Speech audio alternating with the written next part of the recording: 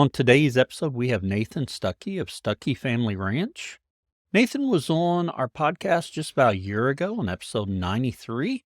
We revisited with Nate to talk about his plans, what's happened on his ranch since we talked to him, plans for the upcoming year that include some new genetics, as well as some new annuals they're doing.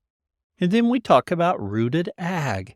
It's a data collection service that aims to provide you some insight into your operation and help you going forward. I know that's a really short summary. Nate does a much better job letting you know what they're doing, what they're capable of, and how you'll benefit from it. So we'll get started with the Fast Five. What's your name? My name is Nathan or Nate Stucky. And Nate, what's your farm's name? It's Stucky Family Ranch. And where are you located? Located just outside of Fort Scott, Kansas, so southeast Kansas. Yeah. Not too far north of me. No, not too far. Yeah. And what year did you all start grazing animals? We started in 21 is when we had our first livestock named down. We got a group of cows. And what livestock species do you graze? Right now, just cattle. So have wanted to integrate some sheep or goats and chickens. Not really my level of expertise and knowledge. So if any beginning farmers are out there in our area in southeast Kansas that want to do chickens, goats, or sheep, please reach out. Would love to try to work out some sort of arrangement. Oh yeah, that would be a nice situation. Yes. Yeah. Welcome to the Grazing Grass Podcast, the podcast dedicated to sharing the stories of grass-based livestock producers and exploring regenerative practices that improve the land, animals, and our lives.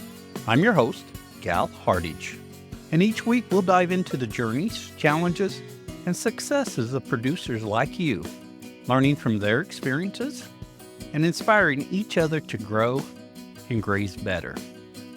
Whether you're a seasoned grazer or just getting started, this is the place for you. Attention ranchers, ready to improve your land and boost your bottom line? Join Noble Research Institute for its March Ranch Management courses. Business of Grazing in Edmond, Oklahoma, March 4th through 6th. Learn to create detailed grazing plans, optimize profitability, and make smart infrastructure investments.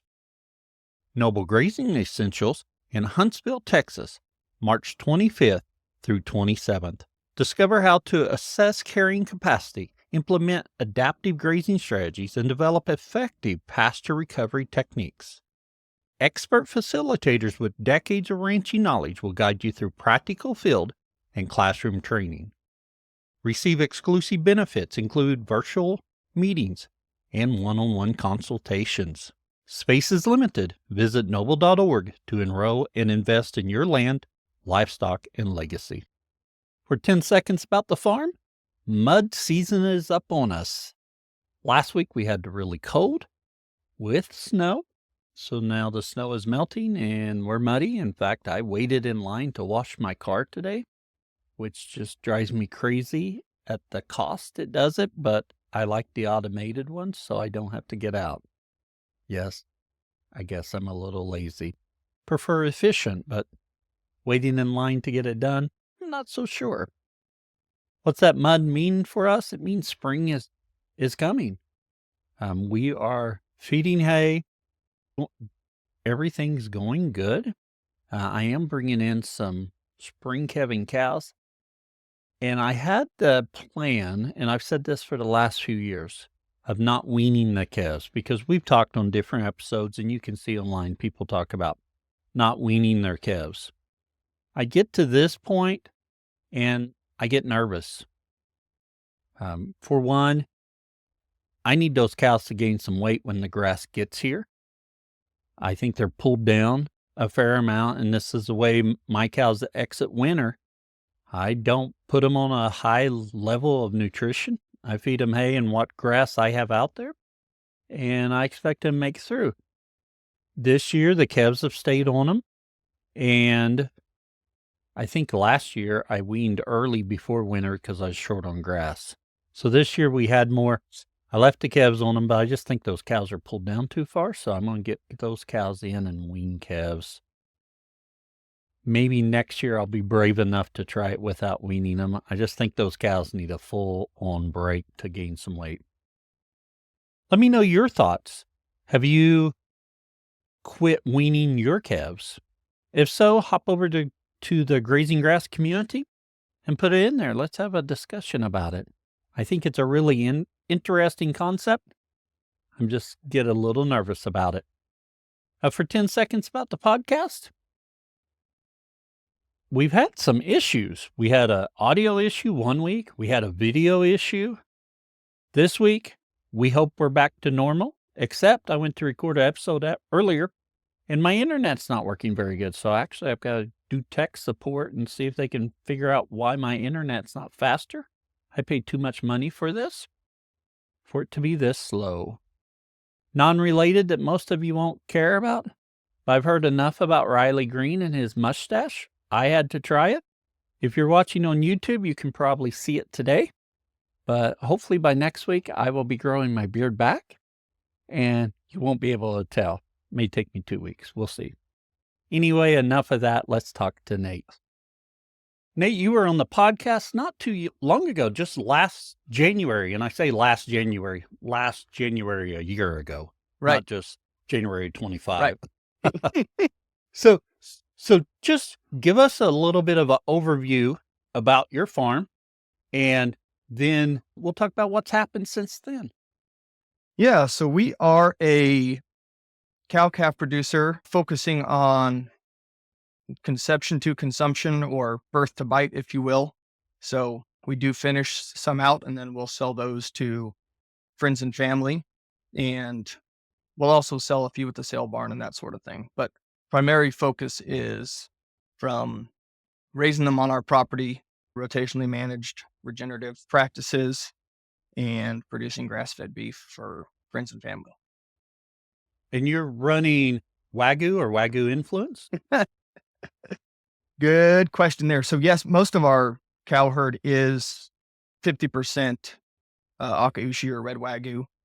This year, we actually decided to change some stuff up a little bit, and we AI'd to either full-blood Mashona or some heat-tolerant composites. Just noticed we had quite a bit of issues in the summer with pink eye and performance, so wanted to make some changes there. Had done quite a bit of research and looking at different options, and for kind of what we want to do going forward, the Mashona and some of those heat tolerant composites really made a lot of sense. Still being able to produce a nice tender finishing in product, but also giving us some better heat genetics, obviously. And then another tool that we kind of wanted to add to the toolbox that we don't have the ability to do now with the cattle is push them a little harder and get into some of that ultra high density, non-selective grazing for some parts of the year. We just, I just know now if I try to push our cows like that during certain times of year, they're all just going to fall apart. So wanted to make some changes there, just to, again, have another tool or whatever you want to call it, something in the chamber that we can use to kind of help push the ground a little harder, get the cattle working a little harder, and try to regenerate some other areas faster than we have been doing. Yeah, I think that non-selective grazing or total grazing is Jim Elizondo calls it. Elizondo. Yeah. I have to apologize to him for not getting it out correct. But I think that's very interesting. But I have to agree. I know there's some people not too far east of me that's gone whole hog on that. And they are doing that all the time. To me, I know they say you do that for a little bit and you start training your cows and they get better at it. But like you mentioned, I feel like that's another tool in the toolbox as you look at your context for what you're wanting to do for that land. That may be a non-selective grazing event you want for that piece of property or what you're doing right then. At other times, you may not. I'm sure the the devouts of either grazing or whatever grazing is going to be like. You can't do it that way, but that's the way I view it. It's just another tool that you can use when you need to. Right. And in fact, we're trying to get some total grazing people on here so we can talk more about Are you? that. Okay. I might have a name or two of some people that you should talk to. So. Oh, that'd and be I great. think there's somebody that's actually fairly close to you guys down there in Oklahoma. Oh, there is. In fact, I talked to someone really close, and we just hadn't been able to make the schedule work yet. But we'll get him. Probably on know here. Who that is. So yeah, I suspect so. But we'll get him on here, and we can talk more about that. I think it's interesting, the Mashona. Do you think adding the Mashona is going to affect your carcass quality with your Wagyu influenced? It's a good question. I don't think so. I would imagine we're probably going to see a little less marbling, maybe. Right. I don't know for sure, but I've seen some from some guys that have posted different things on Facebook and the internet where they've done 50% Mashona and had very similar carcass qualities to what they were having with their straight Angus. Oh, yes. So I don't think there's going to be too much of a difference there. And there's also some testing that we're going to do here probably fairly soon. I would imagine mid-March we'll get on that and do some, I think it's tenant testing is what it's called, but it's kind of testing for tenderness. So we'll test the whole entire herd. Oh, yes. So that we have an idea if they're going to be tender or not. And it's going to sound cliche that I'm saying this again, but that's another tool for the toolbox too, right? So if we're looking if we're looking at different animals and we're deciding, if we've got to cull these ones, well, maybe that's an opportunity if she tests high for tenderness that we're taking her in and she's becoming hamburger, and when we've got an upsell market, we can sell that to you as opposed to just going sale barn getting cull cow pricing for her. This week episode, Sean was on it, and he's talking about using sex semen. Of course, he's dairy cattle. So in that industry, it's more prevalent and more AI happens. But AI is a tool, sex semen's a tool, that testing. Yes. At some point in your farm's path, you go from trying to keep every heifer on the ground to being able to make some culling decisions based upon where you want to go. Right. And those are all tools to help you get there. Correct. Very much. So just anything that we can kind of do to add a little value or decommoditize ourselves to some degree is, that's all extra revenue that we can put in our pocket as opposed to just going sale barn route. The Mashona sounds really interesting to me. I see a lot of people post about it on Facebook. Some people not too far from me using some Mashona influenced, at least. I saw one of my neighbors got a Mashona bull, and I say neighbors, he's probably 30 miles away, maybe 40. But so it's interesting to see more of that Mashona genetics showing up. What bull did you AI to, or did you use multiple bulls? So we used multiple this year, and we'll continue to do that. The one that we used on the Mashona side is, the nickname was Grumpy. So if you're in if you're in the Mashona space, you probably have heard of this bull or know about him. Got through just a guy that I knew randomly. That's a whole nother story of how we met. But he had some semen, and so we took advantage of that and got some from him. And then also used a little bit of Kit Pharaoh's He-Man, which is another heat-tolerant composite that's got some Mashona, Red Angus, and Romos and Wanu in it. So those are the two that we used. Pretty excited to see what those calves look like here coming up in a few months. Oh, that will be very exciting to see. And I know Pharaoh Cattle Company has a fair number of heat composite bulls that they're selling each year, or heat-tolerant composite bulls. Yeah, that seems to kind of be gaining more and more popularity. And you're even kind of seeing it north of us where people are adding just maybe they're using 50% Mashona or 50% heat composite to get 25% just to kind of help out in the summer months, because even if you go as far north as Michigan, you're still running into pretty hot summers. Oh, yeah. I was about to say we really haven't done anything on that front, but then again, I'm running a South Pole bull on my dad's cows part of the time, and you could say, well, they've been constructed to handle that heat. So yes, I guess absolutely. I can't really say that. And we're talking about heat composite, and we've got 0 degree temperatures right now, but Oh, yeah, yeah. Well, I hope everyone that complained about the hot weather during summer is outside Right. enjoying this. Right. Actually, I don't find it too bad if the wind's not blowing. Right. If the wind's not there, you can layer up and you'll be all right. If Yeah, but when it's the when the wind wind is starts blowing, whipping, yeah, oh, that's man. when it's Yeah, yeah. With your tenon, is that what tenant? Is Tenet, that the testing? Tenet. Yeah. I Oh, okay. actually Yeah. heard about that, I think, through Kit Farrow is the one that kinda started testing all of his. Oh, yeah. Um, so that's how I got started and kinda seeing that. I was like, "Well, that's a pretty easy test to do." I ordered the test kits.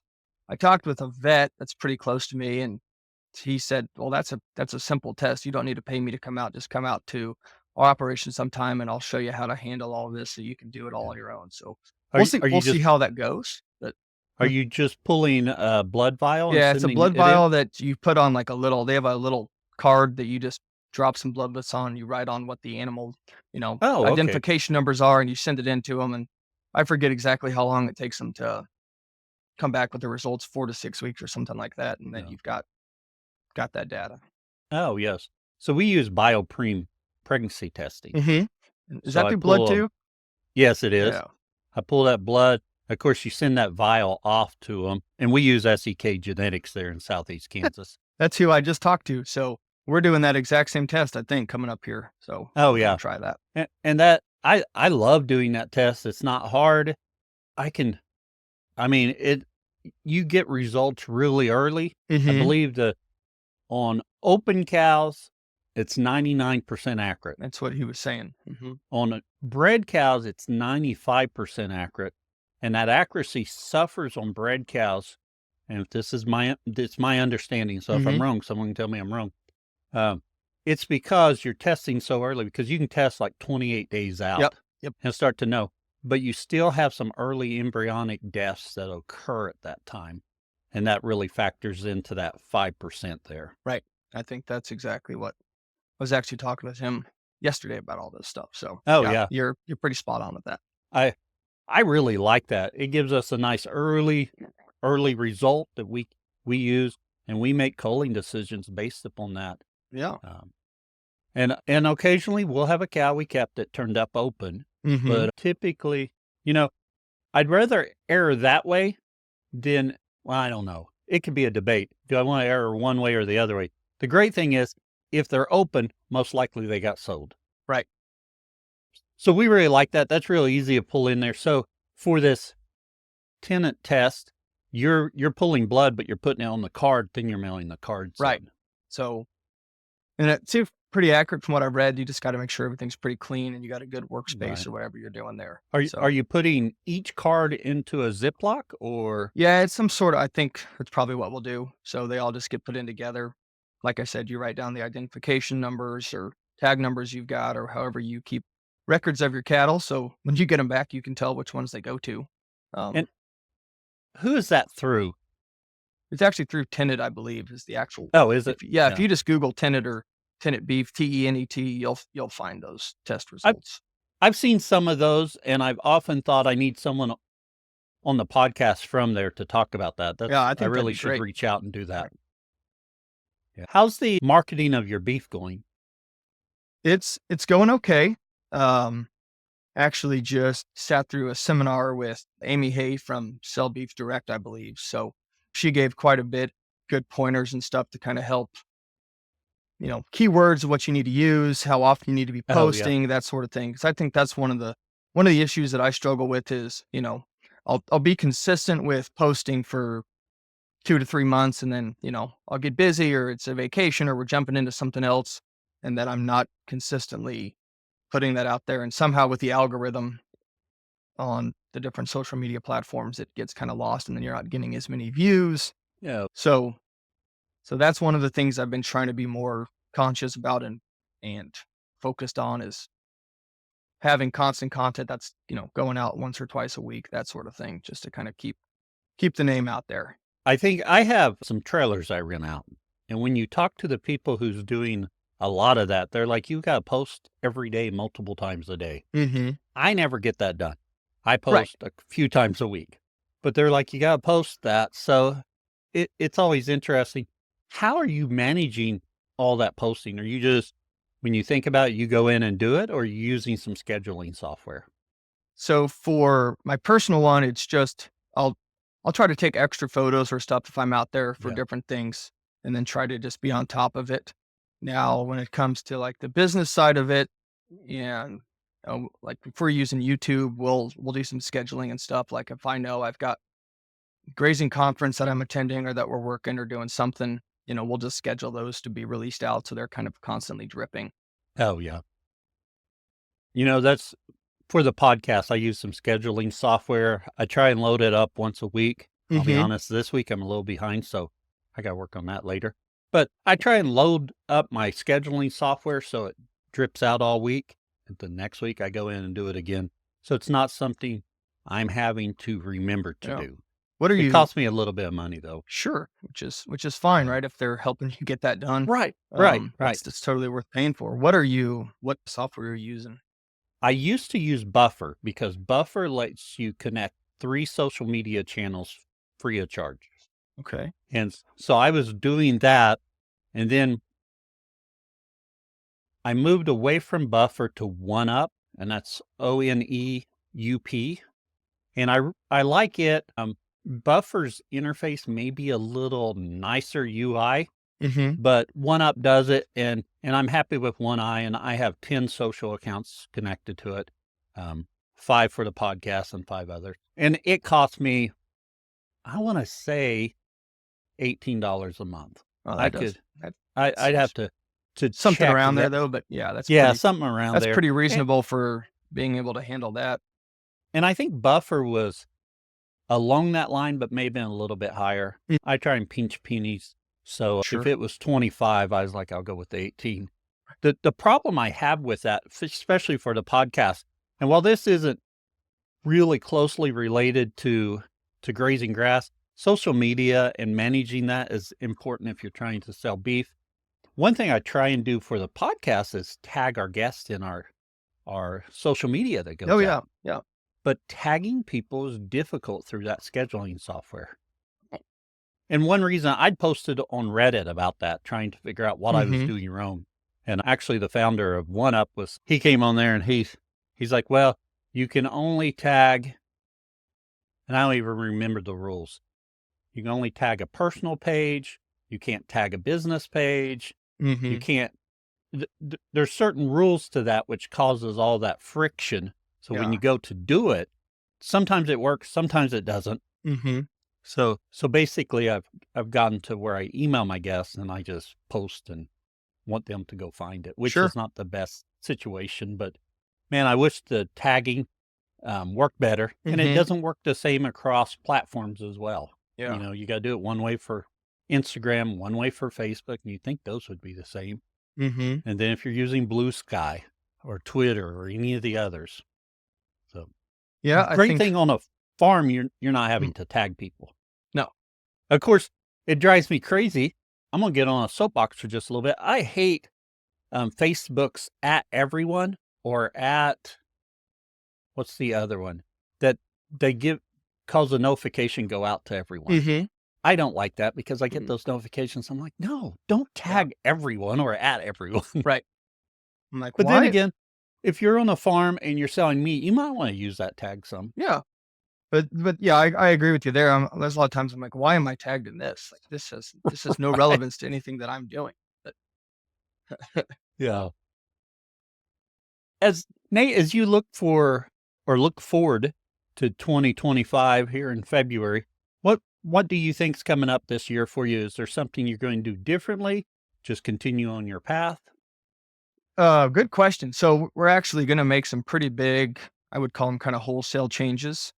Actually I think he was on here recently with you, Dale Strickler came out and he did a full farm consultation for us. Oh, yes. Which was really enlightening and eye-opening. One of the issues that we struggle with is we're in the fescue belt, so that's about all we have.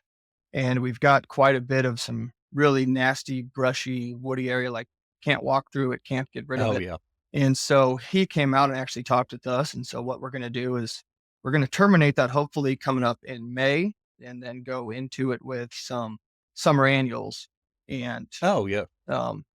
try to get some summer annuals probably for a year or two going, and then hopefully go back to getting some native pasture on roughly 30 to 40% of our Oh, operation. yeah. Just because we were calving in and fescue bad last year and had a big bad case of pink eye and fighting through that pretty hard with our herd, and wanted some other options. And also just because, Oh, yeah.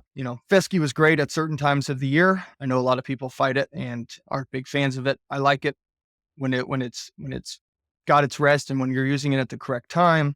But we needed something that was going to work better for those hot summer months to help our Oh, cattle yeah. perform to where we wanted them to go. So that's one big change. Another one that we're trying is the Steve Campbell water mineral program, where Oh, yes. we're running 2 tanks kind of side by side. One with the saltwater brine mixed in there, and then one just the regular water for the cattle. Have you already started doing that?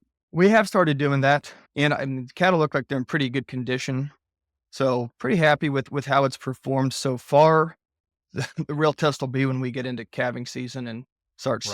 seeing, and then we can compare how many cases do we have last year of pink eye versus this year. So try to kind of tackle that pink eye issue 3 different ways: mineral program, genetics, and different forage options. Yeah, I was thinking your heat-tolerant composite bulls with those breeds that's in that and your Marshona should help with that pink eye issue. I would think, yeah, quite a bit. I think, they've been, they're with their whole life in Africa and the heat, they're going to be pretty used to that sort of stuff. So, and we do try to focus. We have some black Mashona semen that we'll use too, but we try to focus on the reds. Because all of our red calves this year, we didn't have one issue of pink eye, and the Oh, yes. black calves we got hit pretty Yeah. hard. And We typically, I'm trying to think back to the years.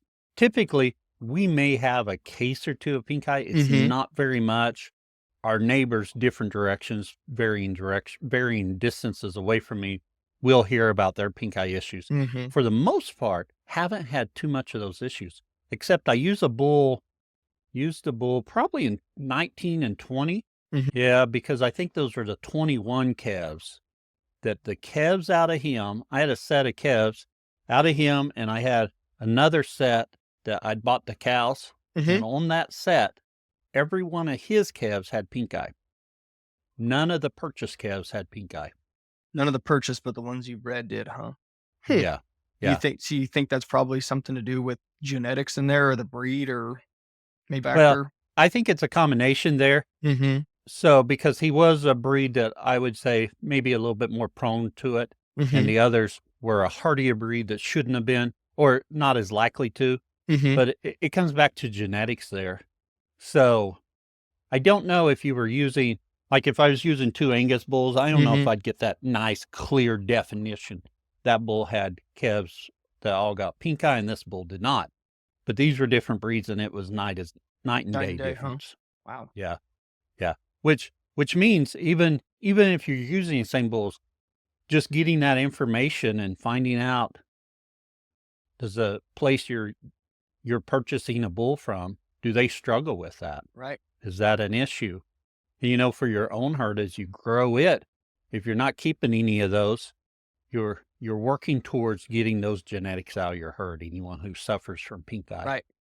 So, of course, at the same time, when you're growing, if you've got too many with pink eye, you can't just go sell everything that got pink eye. right. It's Yeah, right. It's It's a balancing act, right? right. You got to still be able to grow if that's what you're trying to do, or if you're not growing, you're at least, improving, hopefully, right? You should be more excited for your calf crop every year than you were the Right. previous year. That'll be interesting to see how your pink eye situation goes this year. It's also interesting with your summer annuals and getting those in and seeing how that goes. Yeah, I'm pretty excited about it. So we'll see. We used this once. We did some fall. We did some rye cover cropping on some old kind of just bare used to be just row crop ground that we have that really couldn't get a lot growing.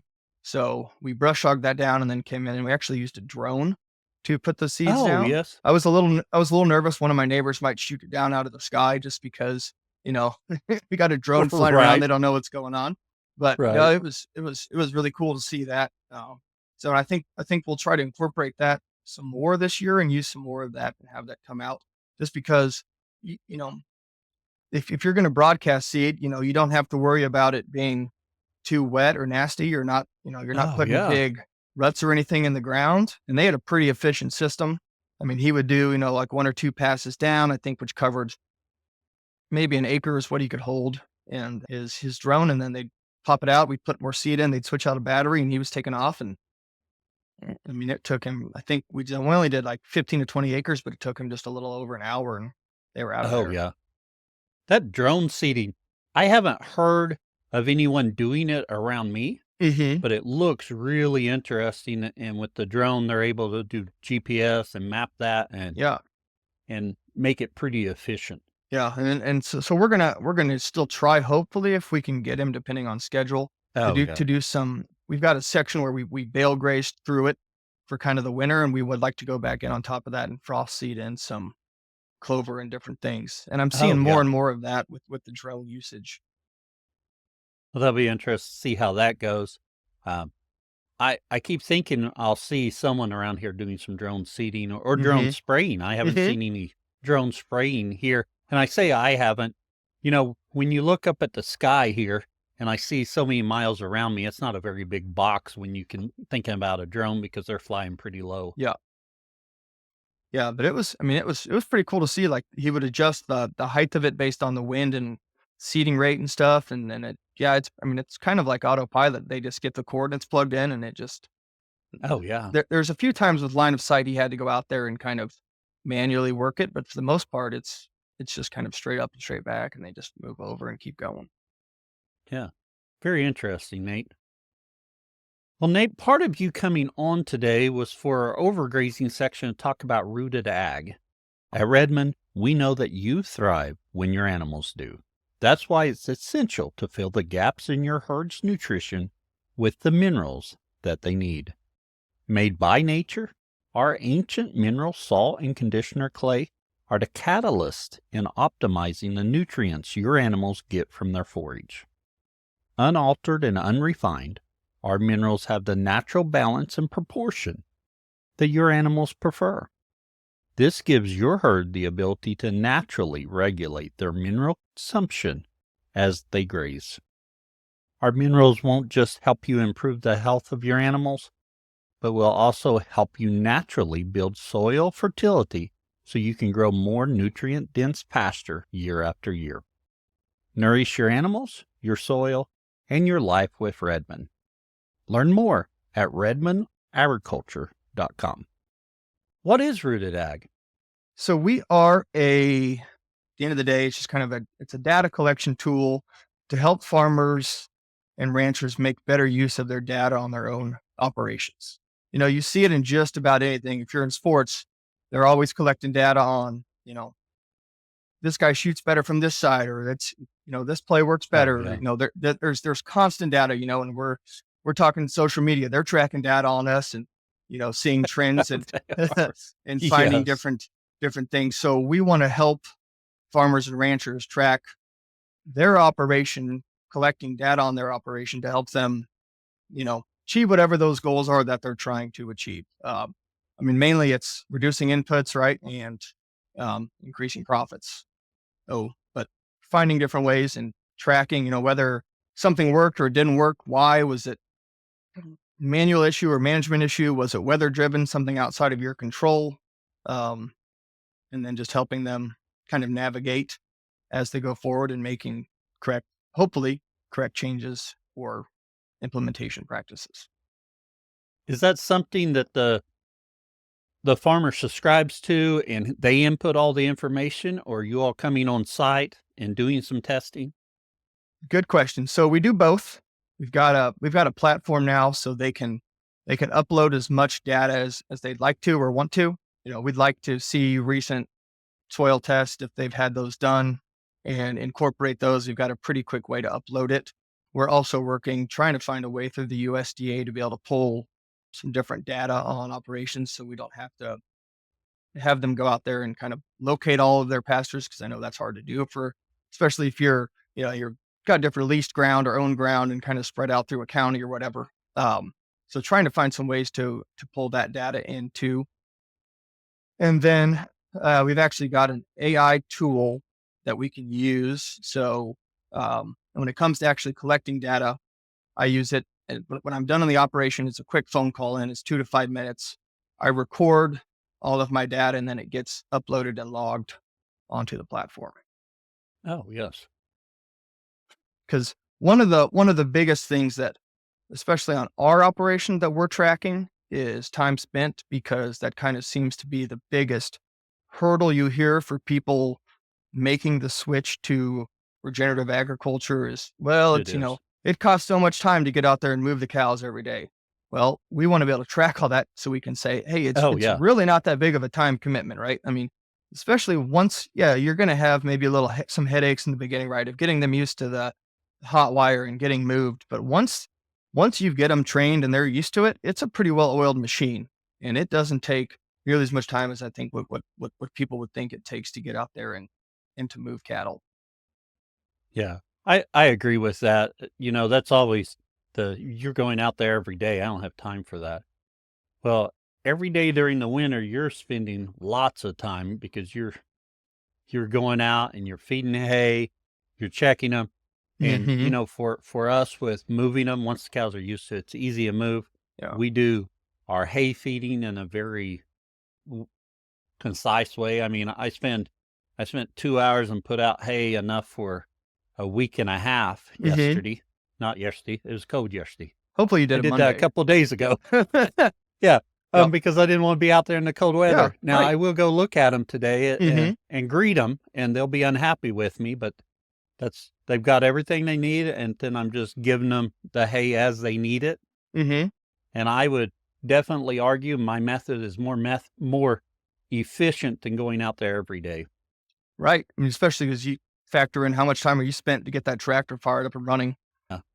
If you can plan it and you can get in front of some weather and stuff and get a couple weeks set up, like I think, you talked about week and a half, couple of weeks, and get some paddocks built, especially because bale grazing, you're not moving them every day, right? I mean, we're not. So, Right. Now, um, but we just have the, especially, in the Midwest out here, you're going to get some really nice days, and take oh, advantage yeah. of those and spend an afternoon and just get some paddocks set up and built and ready to go. And then all you've got to do is go out there and cut the net wrap off the bales, and roll up one wire or whatever you got and move them into the next one, and that's 15 minutes of time, and they're taken care of. Yeah.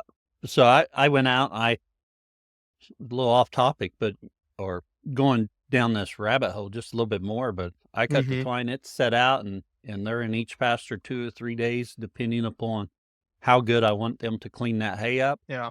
And then I'll open a gate and send them to the next pasture. And now the big thing is, with weather as cold as it is right now, I am going to have to cut ice. But Mhm. Yep. outside of that, it's not Yeah. going to be too bad. Yeah. Yeah. Yeah. So when they're reporting that kind of time commitment, Mhm. is that something they've got to keep track of and then go on and enter it? Yeah, so you put it in through so there's two forms you can do it. You can go on the platform and type if you want to and put all your stuff in. Or, like I said earlier, I like to just give it when I'm there. So I'll just make a quick little mental note of when I arrived. And then when I'm leaving, I'm already in my truck driving home. It's not an extra, you know, it's time, but it's time while I'm already in the vehicle going Oh, somewhere. yeah. So I'm not adding extra time to what I'm doing per se, but I'm just recording it. And right now it's free form, so you can just kind of give whatever data you'd like to.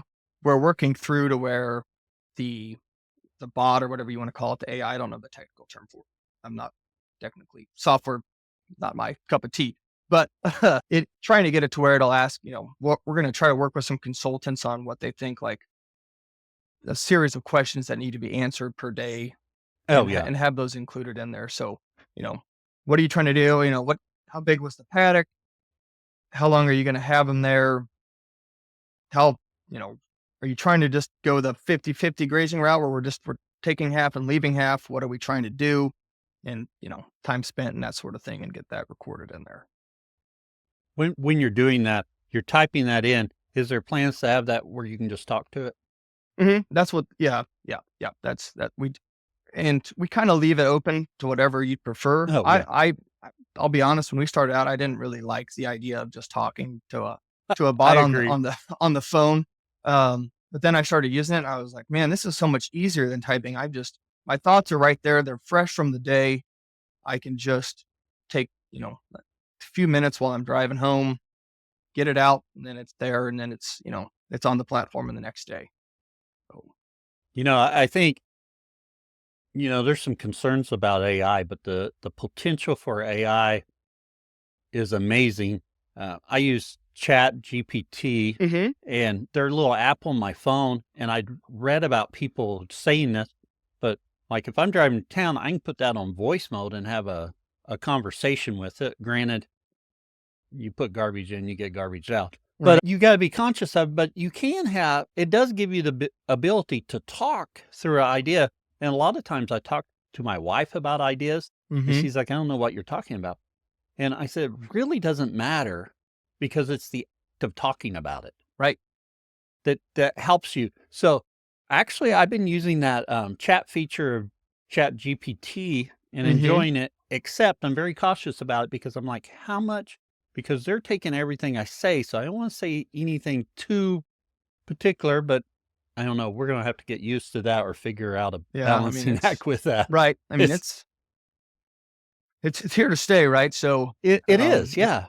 It's kind of like social media. You got to, whether you like it or not, you got to embrace it. Oh, yeah. Yeah. Well, for the podcast, the editing, I use AI to help with editing. I use AI with helping with content.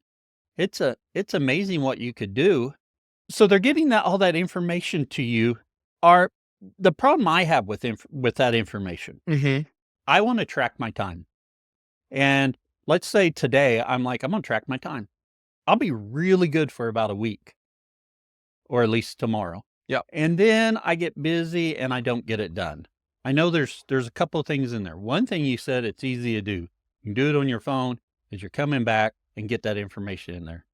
Do you all provide a little bit of mentor or follow up with that to help people stay on task? Because I know if I'm relying upon myself, I'm probably going to get off task and not get it done. Yep. Good question. And so we don't have it quite there yet, but we are working on a feature that after a certain period of time, if we haven't seen data come in or collected, that there will either be a text that goes out or the phone call will actually come to you that says, hey, oh yeah, can you, let's get some of this data recorded that we have missed out on. So, and we know that, it might not be an everyday thing for some people, right. But keeping track to make sure we're getting it weekly or however is what we're after. So yes, so that is something that we are aware of. And that was one of the big discussion points that we had was, trying to help people, because we want to make this as simple and as easy as possible for people to collect it. And so that was one of the things that we're working on and actively trying to figure out how to.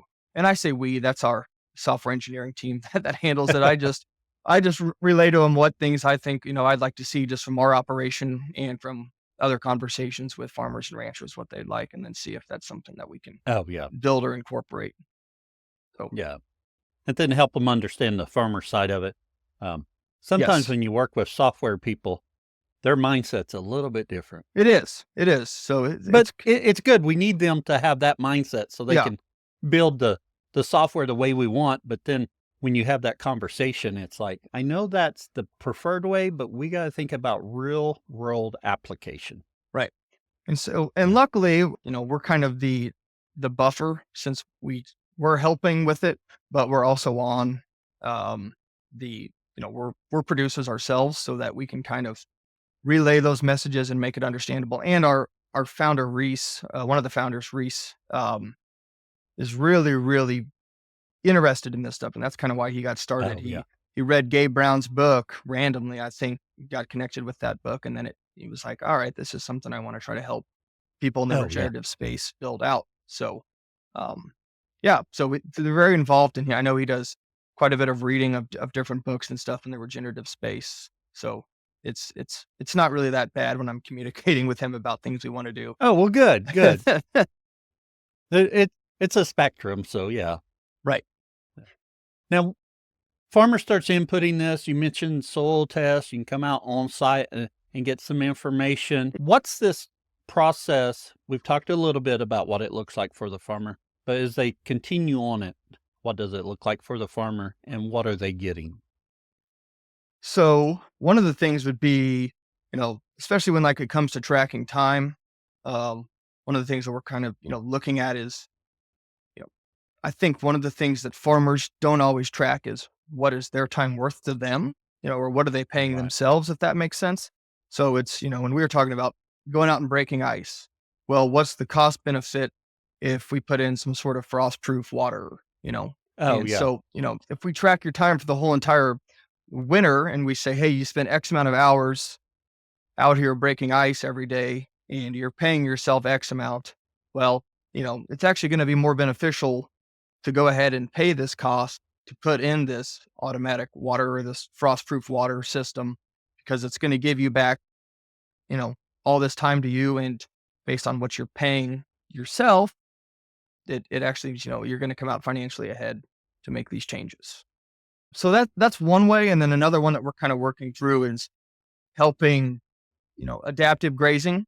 So, you start out with, you've got your paddock size, whatever that is, and you're moving them. If we're doing truly adaptive grazing, you're not, let's just use round numbers here. You got 5-acre paddock they're in. You're not going to go 5-acre, 5-acre, 5-acre, 5-acre, 5-acre, right? As you're moving them. But that's also, whether we're increasing that or decreasing that size is going to be dependent on reporting back of the forage consumption, what you were trying to take out. And Right. then Yeah. also with, what time of year is it? And are we getting rain that's beneficial to help grow this? And so maybe that, we need to reduce paddock sizes or, oh, we've kind of hit a drought and we haven't had any rain for a while. Maybe we need to extend out some of these paddocks and maybe keep them in there longer to give other parts of the operation more time to recover and to rest. It's kind of helping them put that together. Yeah. Um, So you've got the data entry. So you're getting that data and then you're able to use that data, um, and coach or help that farmer mhm, as they're making decisions. that's right.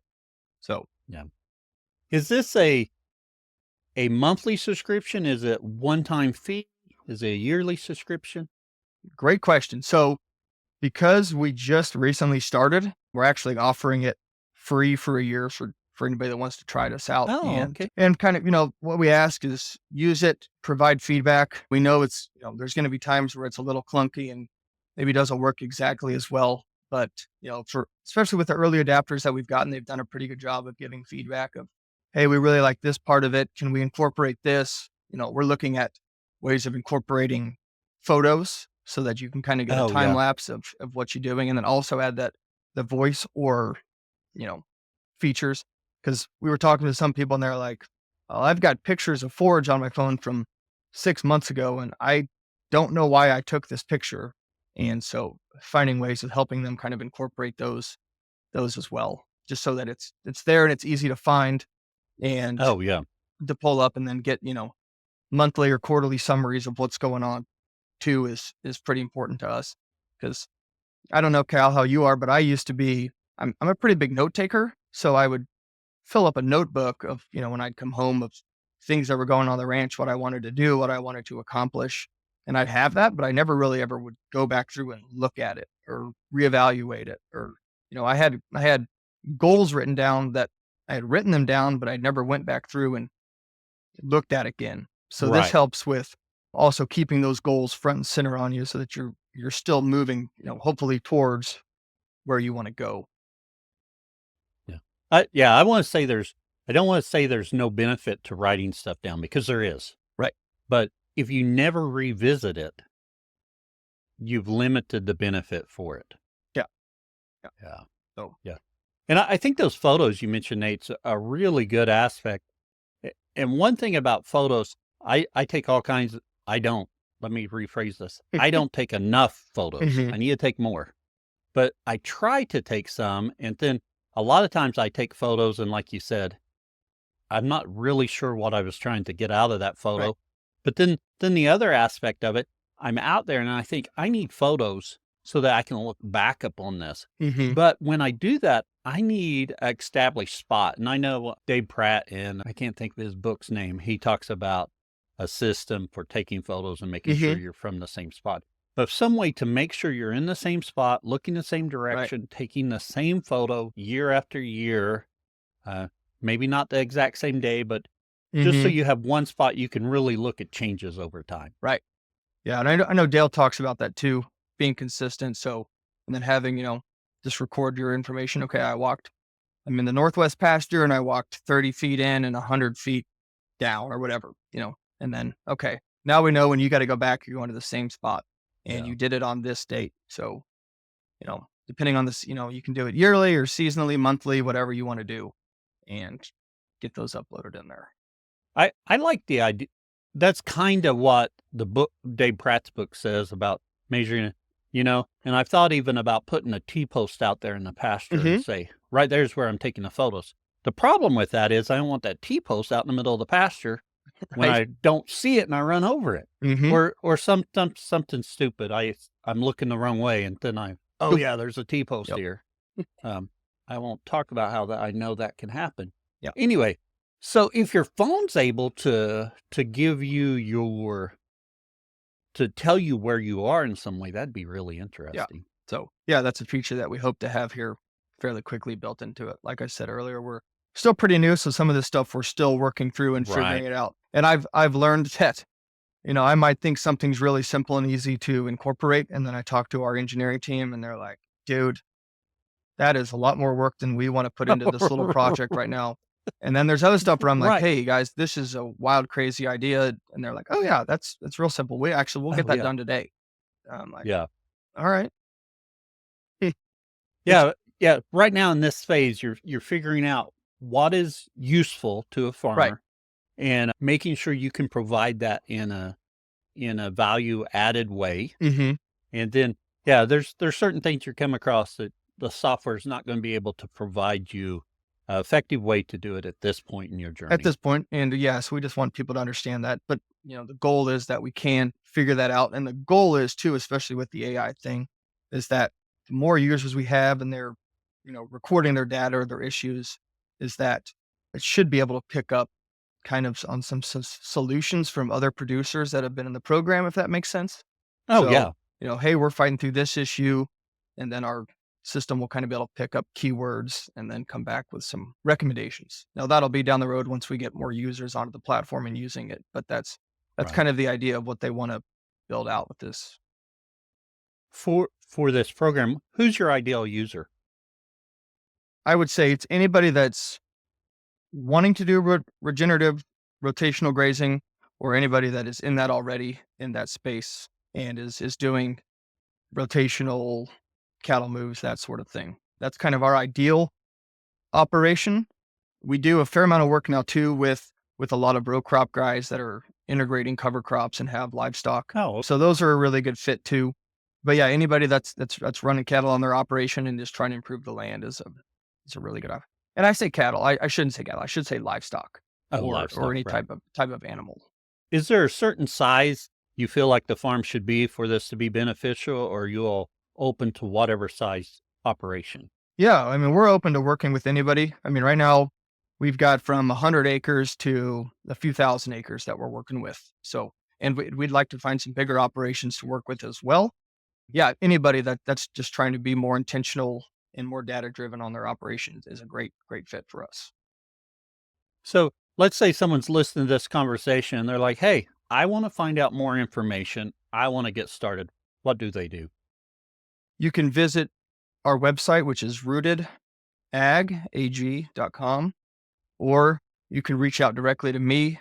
Email is pretty easy. It's nate@rootedag.com, or you can give me a call on my cell phone, 316-772-2475. So they reach out to you all. What's the next step after that?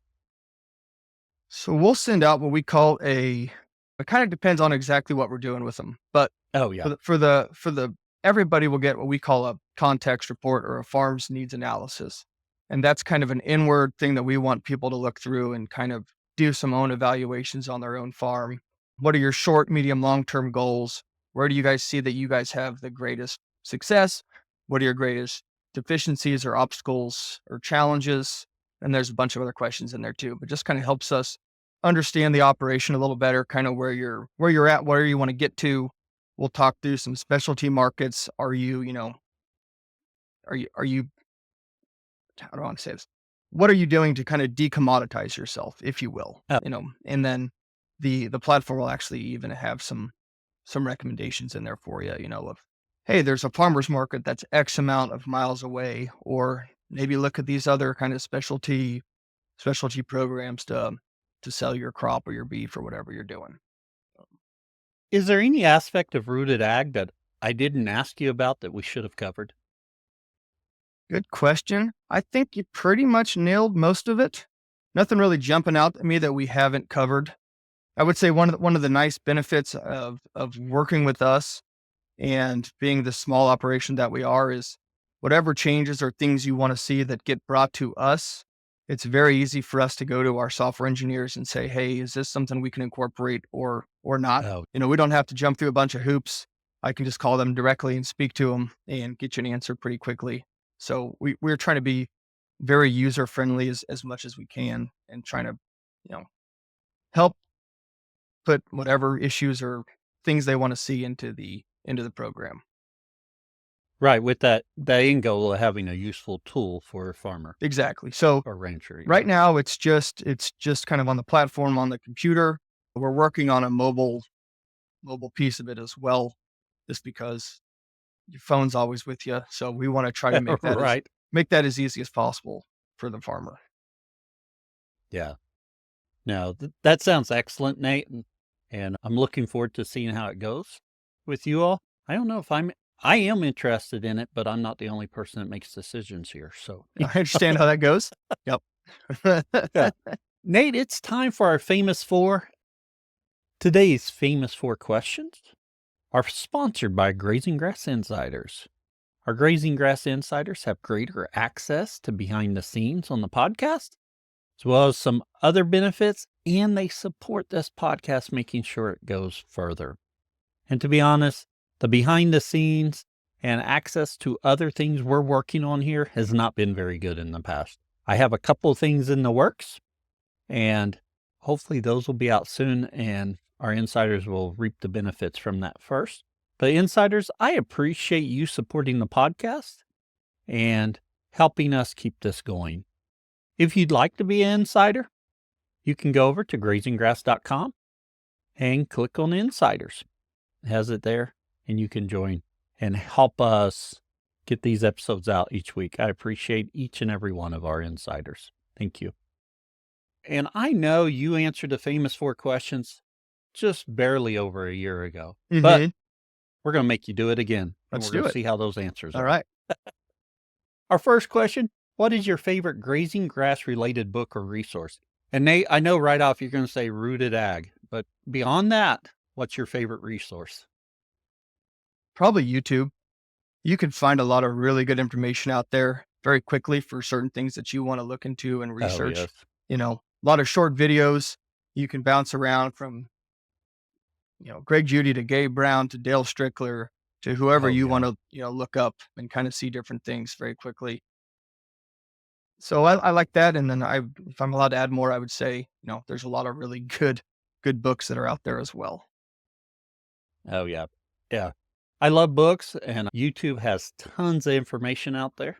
Sometimes weeding through the chaff is kind of difficult, but there's lots of good information out there. Yeah, absolutely. Our second question, what's your favorite tool for the farm? And maybe RootedAg fits here, but so look beyond that. Well, it depends on the day, because I would say it's my brain, but sometimes that seems to get shut off or whatever. So if we're going with an actual tool, it's probably the SpeedRite fence remote for me, that or just a good pair of fencing pliers. But and I love that remote. And actually, I'm not using SpeedRite right now. I'm using Cyclops, and they don't have a remote. And I have to say the thing I miss is that remote. Yeah. Yeah. I can tell when I pull up and I got to turn it off. I can tell instantly by the voltage if there's an issue or something I need to address.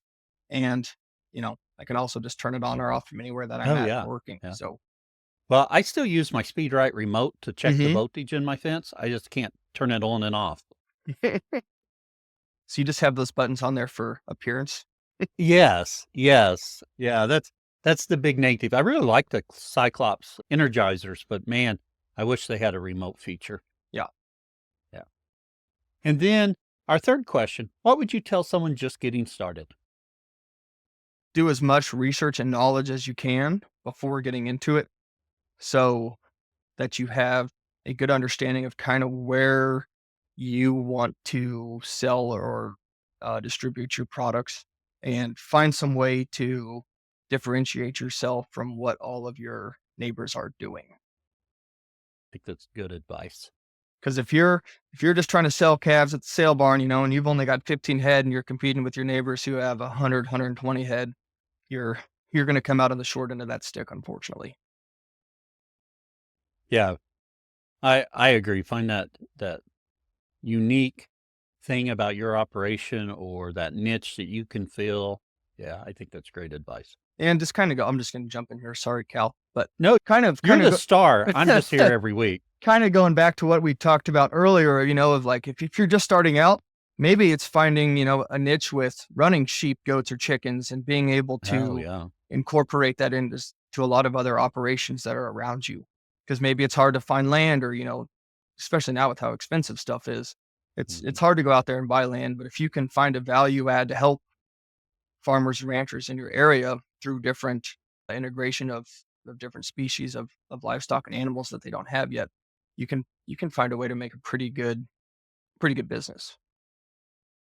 Yes, I love that. Look outside of the box. Don't get so hung up on the box. And I know for years I got hung up on the box that I thought I needed to fit in. Mm-hmm. And it's important to be able to look outside it, and that way you can evaluate some potential opportunities that might not be there Right. otherwise. Yeah. Yeah. And lastly, Nate, where can others find out more about you? And we've already talked about how to find out more information about Rooted Ag, but let's go ahead and include that information again as well. Yeah, so RootedAg.com is our website. Nate at RootedAg is my work email. If you want to find more out about the ranch, we have an Instagram account. It's just Stucky Family Ranch. And I'm also on Facebook. It's just Nate Stucky. Very good, Nate.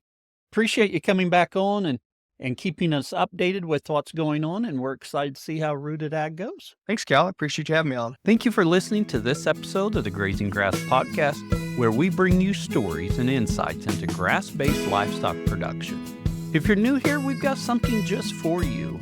Our new listener resource guide is packed with everything you need to get started on your listening journey with the Grazing Grass Podcast. It gives you more information about the podcast, about myself, and next steps. You can grab your free copy at grazinggrass.com/guide. Don't miss out. And hey, do you have a grazing story to share? We're always looking for passionate producers to feature on the show. Whether you're just starting out or have years of experience, your story matters. Head over to grazinggrass.com/guest to learn more and apply to be a guest. We'd love to share your journey with our growing community of grazers. Until next time, keep on grazing grass.